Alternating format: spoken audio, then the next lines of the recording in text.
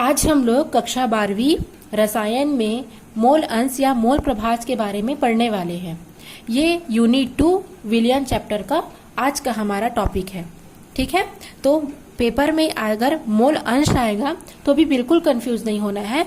मोल अंश या मोल प्रभाज, मोलर अंश या मोलर प्रभाज या मोल फ्रैक्शन, ये सारी चीजें एक ही हैं। ठीक है, तो चलिए इसकी परिभाषा देखते हैं।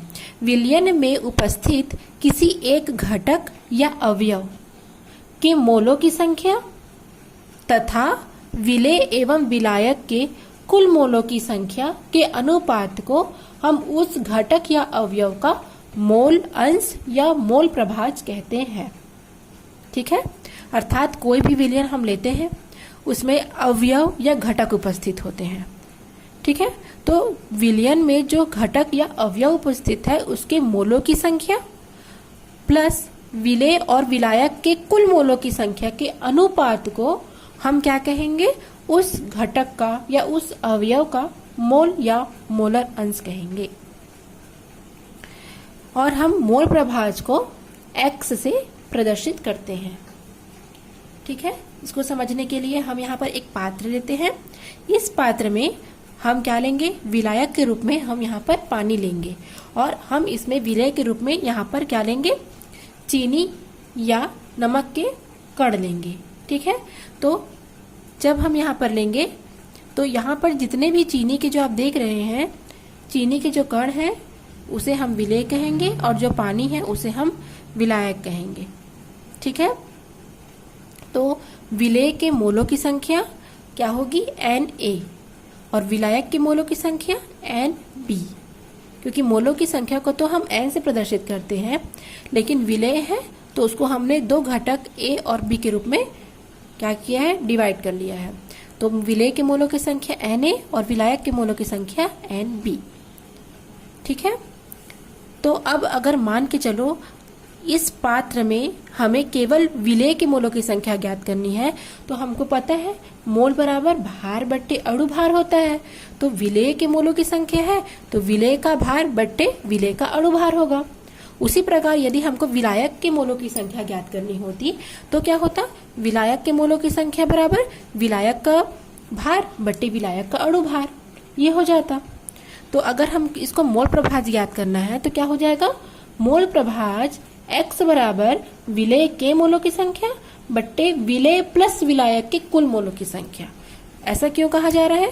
क्योंकि आपके परिभाषा में लिखा है कि विलयन में उपस्थित अवयव के मोलों की संख्या अपॉन विलेय प्लस विलायक के कुल मोलों की संख्या के अनुपात को हम उसका मोल प्रभाज कहते हैं।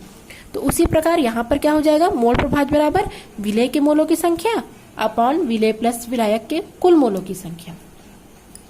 और यदि हम इसे सूत्र के रूप में लिखेंगे तो चूंकि विलेय के मोलों की संख्या है तो विलेय यहाँ पर क्या है? Na है।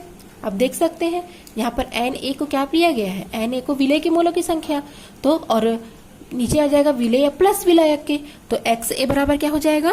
XA बराबर हो जाएगा Na upon Na plus Nb, जहाँ Na विलेय के मोलों की संख्या है और Nb क्या है? विलायक के मोलों की संख्या। ठीक है, यहाँ पर XB बराबर विलायक हो जाएगा, विलायक का अणु भार बट्टे विलायक का भार बट्टे विलायक का अणु भार। तो यहाँ पर क्या हो जाएगा?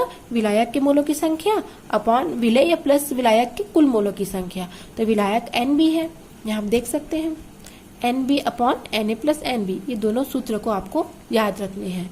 ठीक है,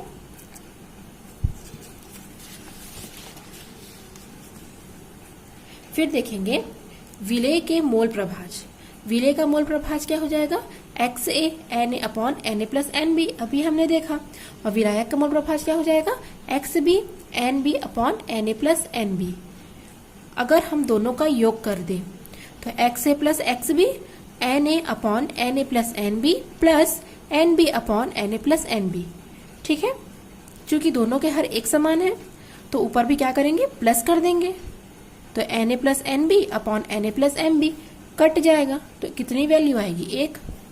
ठीक है, अर्थात विलयन के दोनों घटकों के विलेय व विलायक के मोल प्रभाज का योग सदैव 1 होता है। ठीक है, विलयन के दो घटक होते हैं, विलेय और विलायक, और दोनों के जो मोल प्रभाज है उसका योग सदैव 1 ही प्राप्त होता है। तो ये हो गई मोल प्रभाज की परिभाषा और सूत्र। अब हम इससे संबंधित क्या देखेंगे, आंकिक प्रश्न और उसके हल।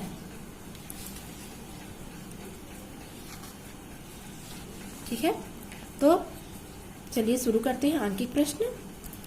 पेपर में आंकिक प्रश्न ही पूछे जाते हैं, आप लोग को सबके सूत्र याद रखने हैं, आपसे आसानी से उस आंकिक क्वेश्चन का हल करते बन जाएगा।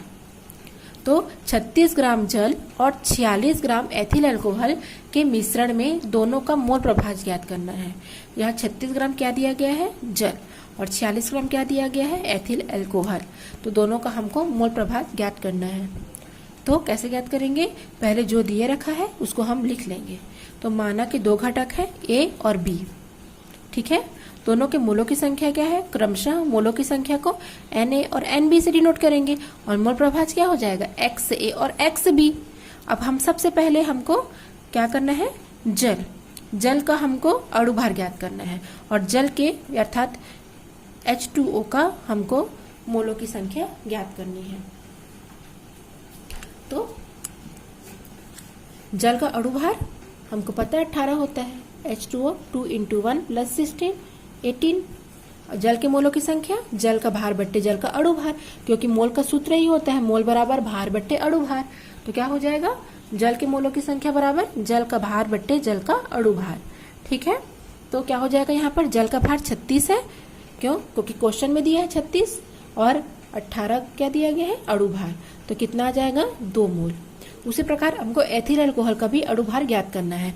तो चूंकि हमको पता है एथिल अल्कोहल का सूत्र होता है C2H5OH। ये क्या होता है, एथिल अल्कोहल का सूत्र होता है। अब हम इसका अणुभार ज्ञात कर लेते हैं। तो C का 12 × 2, यहाँ पर हाइड्रोजन का 1 होता है, 1 × 5, ऑक्सीजन का 16 और हाइड्रोजन का 1, सबको प्लस कर लेंगे तो 46 हमको प्राप्त होगा। अब हमको एथिल अल्कोहल के मोलों की संख्या ज्ञात करनी है।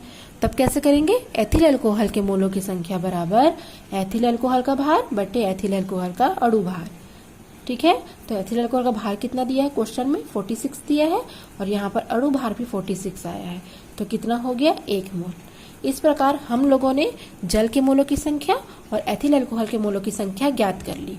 ठीक है, तो जल के मोलों की संख्या हमको 2 मोल और एथिल अल्कोहल के मोलों की संख्या हमको 1 मोल प्राप्त हुआ। अब हम इसको सूत्र में रख करके मान ज्ञात करेंगे।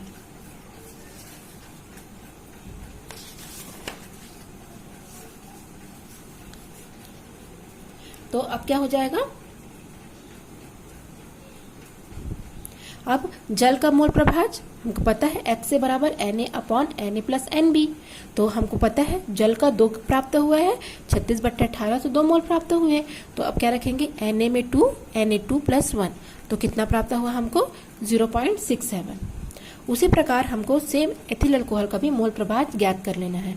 तो XB बराबर Nb/Na + Nb, तो 1 प्राप्त हुआ था, तो 1/2 + 1 अर्थात 0.33। तो इस प्रकार से हमको आंसर प्राप्त हो गया। कुछ नहीं करना है, हमको जो ठीक है केमिकल दिए गए हैं उसका हमको अणुभार ज्ञात करके मोलों की संख्या ज्ञात करनी है, फिर सीधे सीधे उसको मोल प्रभाज के सूत्र में रख करके हल कर लेना है।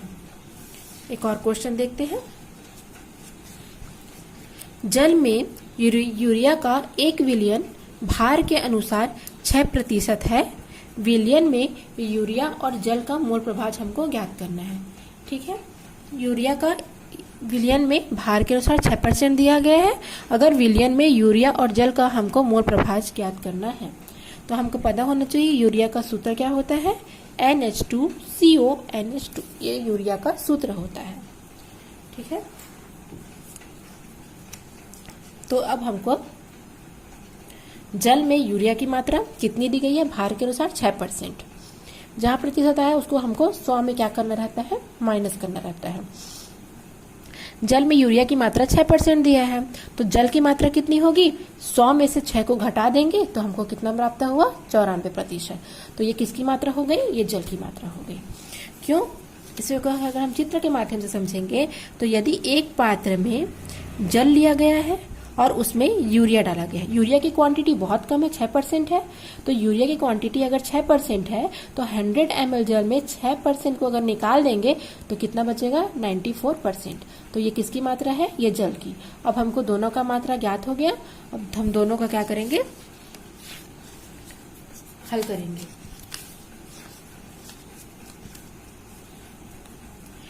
यूरिया का हमको पहले ज्ञात करना है तो अणुभार ज्ञात करना पड़ेगा। NH2CO NH2 यूरिया का सूत्र होता है। तो हल कर लेंगे, 60 प्राप्त होगा। अब हमको यूरिया के मोलों की संख्या ज्ञात करनी है। तो यूरिया के मोलों की संख्या भार बट्टे अणुभार 6% है, बट्टे 60 करेंगे, 0.1 मोल प्राप्त होगा। उसी प्रकार हमको जल का, तो जल का हमको पता है अणुभार 18 होता है। तो 94% अगर जल है तो 94 बट्टे 18 करेंगे तो 5.22 मोल हमको प्राप्त होगा। अब इस दोनों को हमको मोल प्रभाज के सूत्र में रख देना है। तो यूरिया का मोल प्रभाज क्या हो जाएगा, X से बराबर Na/Na प्लस NB। तो कितना प्राप्त हुआ है, 0.1। तो 0.1 अपॉन 0.1 प्लस 5.22 तो 0.018 प्राप्त हुआ यूरिया का मोल प्रभाज। सेम उसी तरीके से हमको जल का मोल प्रभाज भी ज्ञात करना है। तो जल का मोल प्रभाज बराबर XB NB upon Na plus NB। तो 5.22 हमको जल का ज्ञात हुआ है, तो उसको रख करके हमको मान ज्ञात कर लेना है। ठीक है। अगर हम डायरेक्ट करेंगे तो जल का मोल प्रभाज करने के लिए हमको 1 माइनस x से कर लेना है। तो क्या हो जाएगा, डायरेक्ट यहाँ माइनस कर देंगे। ठीक है, 1 से, तो आंसर सेम प्राप्त होगा। या तो आप ये कर सकते हैं या तो आप ये कर सकते हैं।